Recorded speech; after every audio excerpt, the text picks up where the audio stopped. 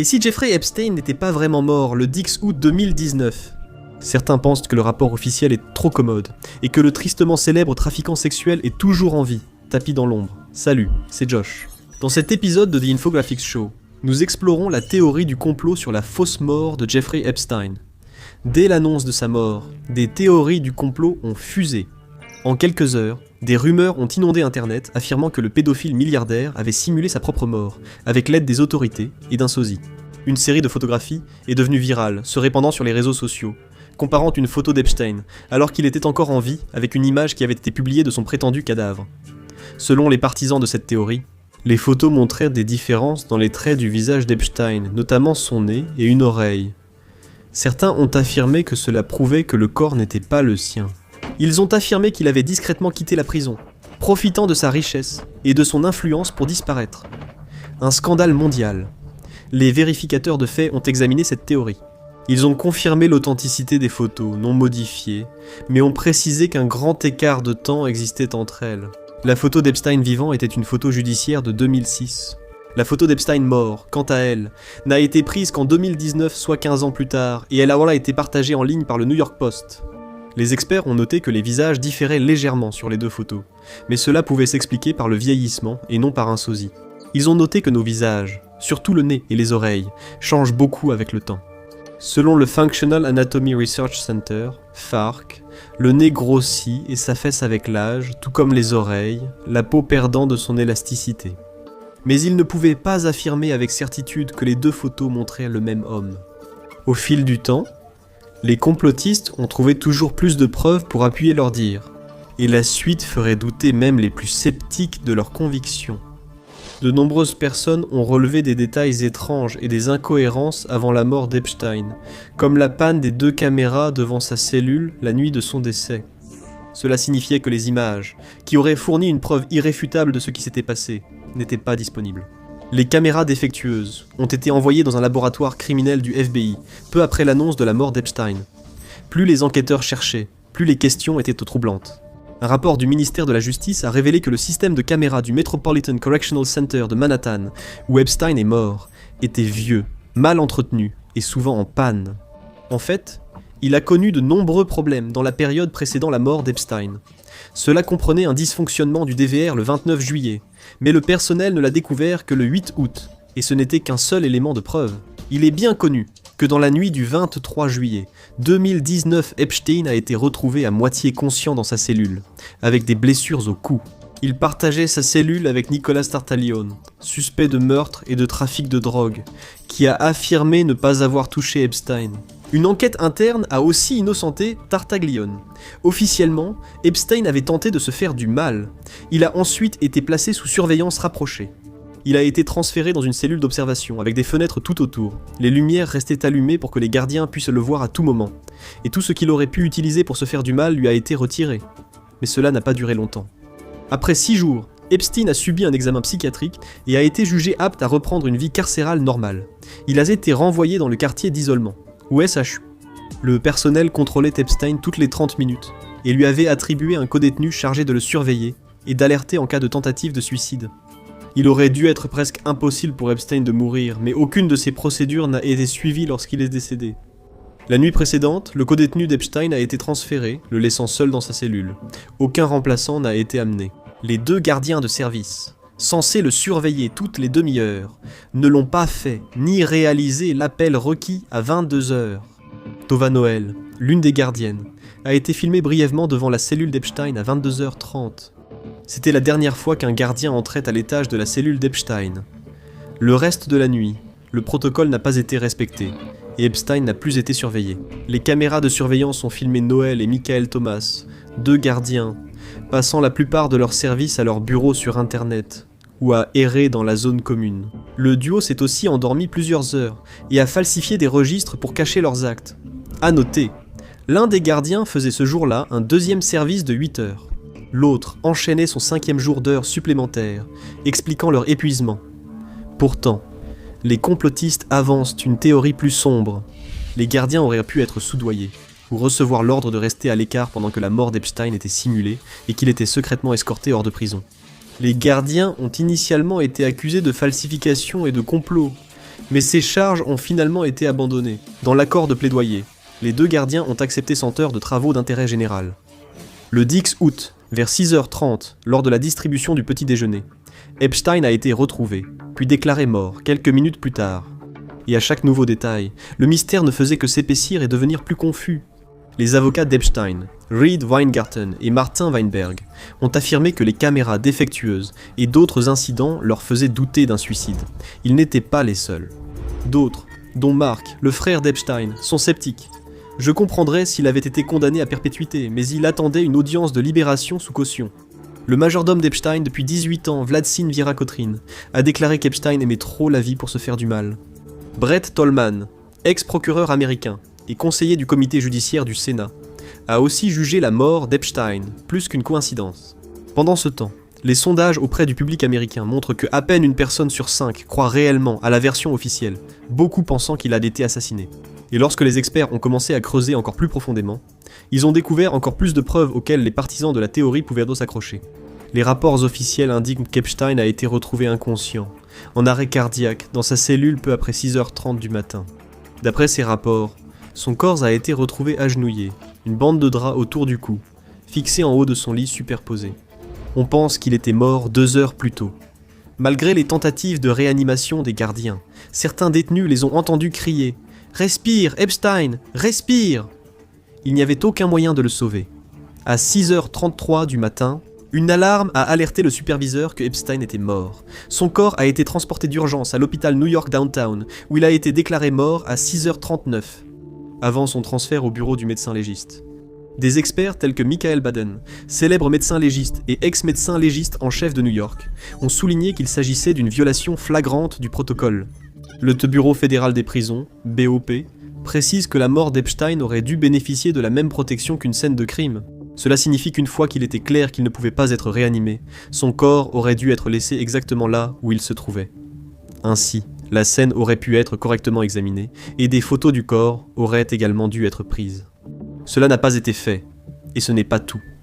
Baden, qui a été engagé par le frère d'Epstein, Mark, pour enquêter sur la mort, a découvert plusieurs incohérences. Dans la version officielle, il a noté que les photos de la cellule d'Epstein ne correspondaient pas aux récits officiels sur sa mort ou la découverte de son corps.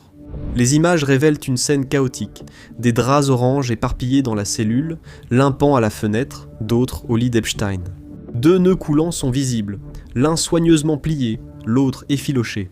Selon les rapports, le gardien ayant trouvé Epstein a coupé le nœud pour tenter de le sauver. Si le gardien a coupé le nœud coulant, celui aux bords effilochés est celui qu'Epstein a utilisé. Pourtant, les dossiers montrent que c'est l'autre, au bord net, qui a été pris comme preuve. Les découvertes de Baden ne s'arrêtent pas là. Il a aussi noté qu'Epstein possédait un stylo à billes en cellule, alors qu'il n'aurait pas dû en avoir vu ses antécédents d'automutilation. Il a aussi remarqué une machine pour l'apnée du sommeil dans la cellule, avec son cordon d'alimentation. Si Epstein avait voulu se pendre, ce cordon aurait été un choix bien plus efficace et évident. Baden a aussi noté que les marques sur le cou d'Epstein ne correspondaient pas à une pendaison typique, qui laisse des traces sous la mâchoire. Il a suggéré que cela pourrait indiquer un meurtre. Les complotistes sont allés plus loin, affirmant que ces incohérences suggèrent une possible dissimulation.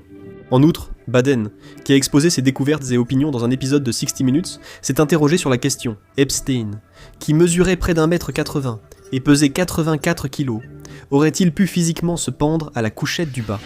Des photos de la scène montrent des bouteilles de médicaments debout sur la couchette. Certains estiment que cela ne correspond pas à l'idée d'un homme grand et lourd suspendu au lit. De plus, la prison où Epstein était détenu avait la réputation de rendre presque impossible pour un détenu de mettre fin à ses jours. En fait, il n'y avait pas eu de décès par automutilation au centre correctionnel métropolitain depuis plus de 20 ans avant Epstein. Bien sûr, il y avait eu des tentatives pendant cette période, mais toute personne considérée comme à risque était toujours placée sous surveillance stricte. L'ancien détenu Ouzer Paracha a raconté avoir subi de fréquentes fouilles à nu et un isolement des autres prisonniers.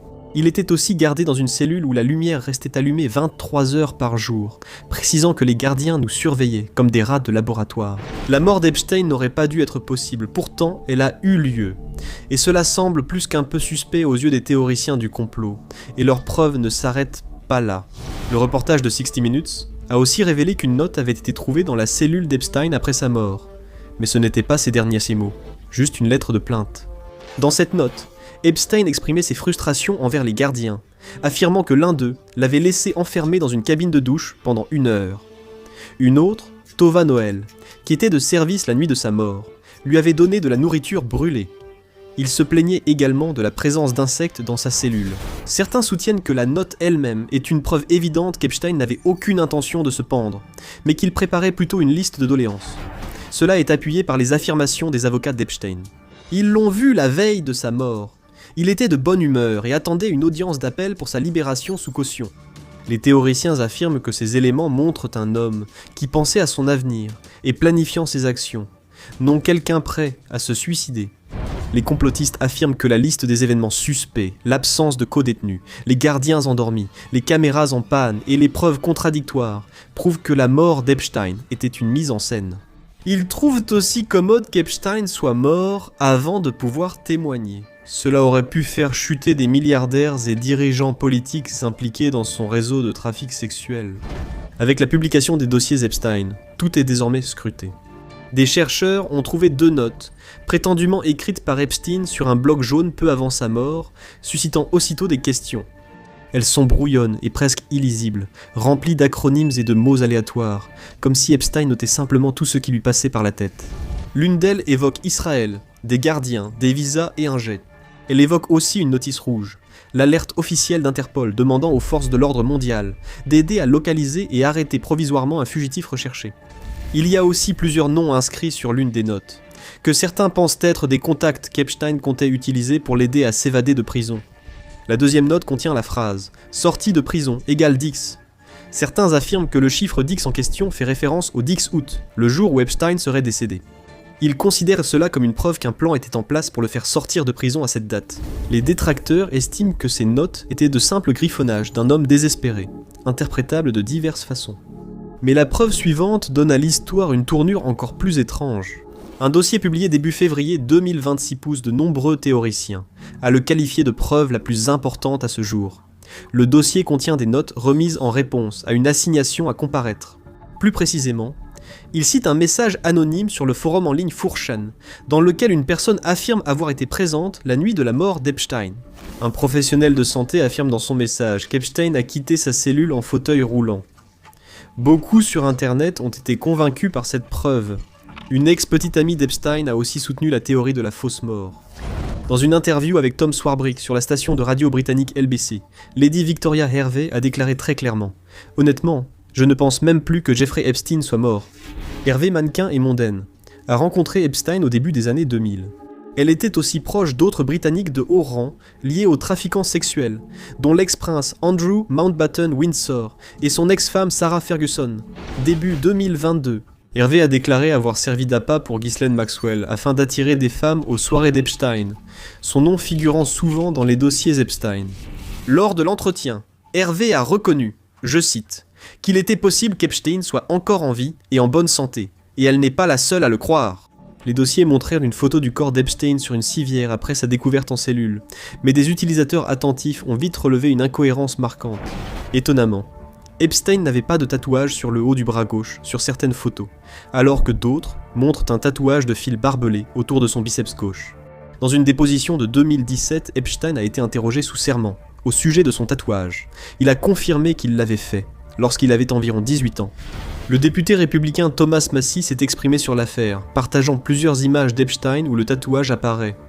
Les complotistes évoquent un email de 2010 à Leslie Grove sur des coups de suppression de tatouage, mais rien n'indique qu'Epstein l'ait vraiment fait. Et les preuves potentielles pour la théorie de la fausse mort ne s'arrêtent pas là. Un document ayant suscité de nombreux débats était la déclaration officielle du procureur des États-Unis du district sud de New York, annonçant la mort d'Epstein. Le procureur Jeffrey S. Berman a précisé dans sa déclaration. Plus tôt ce matin, le centre correctionnel de Manhattan a confirmé que Jeffrey Epstein avait été retrouvé inanimé dans sa cellule, et déclaré mort peu de temps après. Il y avait juste un problème. Cette déclaration était datée du 9 août, soit un jour entier avant qu'Epstein ne se soit soi-disant pendu. Les théoriciens se sont rapidement emparés de cela comme d'une preuve essentielle, affirmant que cela montrait que la mort avait été préméditée. Des déclarations comme celle-ci auraient pu être préparées à l'avance dans le cadre de la dissimulation. Des médias comme la BBC ont enquêté, le ministère de la Justice expliquant qu'une mauvaise date figurait sur une version préliminaire du document. Le ministère de la Justice parle d'une simple faute de frappe et affirme n'avoir pas rédigé de déclaration avant la mort de Jeffrey Epstein. Cependant, certains théoriciens restent sceptiques. Face à ces preuves, plusieurs experts ont réclamé une enquête approfondie sur la mort d'Epstein. Le Dr Baden a déclaré au Télégraphe qu'avec toutes les informations actuelles, une enquête plus approfondie sur la cause et les circonstances du décès est justifiée. Parallèlement, les communautés complotistes en ligne ont spéculé sur la cachette possible d'Epstein, s'il est toujours en vie. En 2020, un groupe de journalisme appelé Abekura, spécialisé dans le cinéma de guérilla, a publié une vidéo affirmant avoir vu Epstein vivant, dans un ranch du Nouveau-Mexique, probablement le Zorro Ranch, faisant partie de sa vaste propriété. Le financier avait même envisagé d'en faire une usine à bébés, où il prévoyait de féconder jusqu'à 20 femmes à la fois, afin de répandre son ADN le plus largement possible.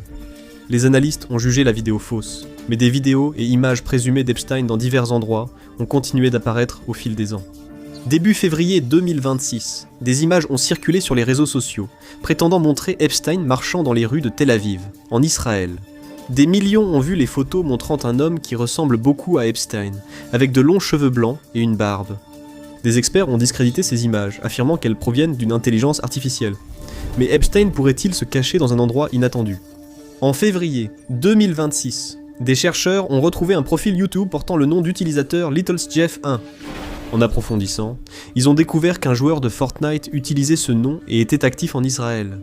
Cela rejoignait les théories selon lesquelles, si Epstein vivait, Israël serait un lieu logique pour se cacher, vu ses liens avec ce pays. Epic Games, la société derrière Fortnite, a publié un communiqué pour dire qu'Epstein ne jouait pas à leur jeu. Il s'agissait simplement d'un joueur quelconque qui avait changé son nom d'utilisateur pour faire une blague. Bien que ces preuves aient été réfutées, beaucoup pensent encore qu'Epstein pourrait être en vie, en Israël ou ailleurs, loin des regards. Peut-être avec une nouvelle apparence et identité grâce à sa richesse et ses relations influentes, selon certains. On peut aisément imaginer qu'il ait organisé sa fuite en simulant sa mort pour brouiller les pistes et éviter d'être retrouvé. Mais comme toute théorie du complot, celle-ci divise les opinions. Certains la trouvent tirée par les cheveux, d'autres y croient dure comme fer. Malgré les contradictions et événements étranges, la nuit du 10 août 2019 demeure un mystère. Même avec les dossiers Epstein publiés, de nombreuses questions restent sans réponse. Des millions de personnes se demandent si nous connaîtrons un jour toute la vérité sur Jeffrey Epstein. Qui il était, comment il est mort, et les crimes atroces commis avec ses complices. Pour comprendre comment nous en sommes arrivés là, découvrez l'erreur qui a dévoilé tout le réseau de Jeffrey Epstein, ou cliquez sur cette vidéo.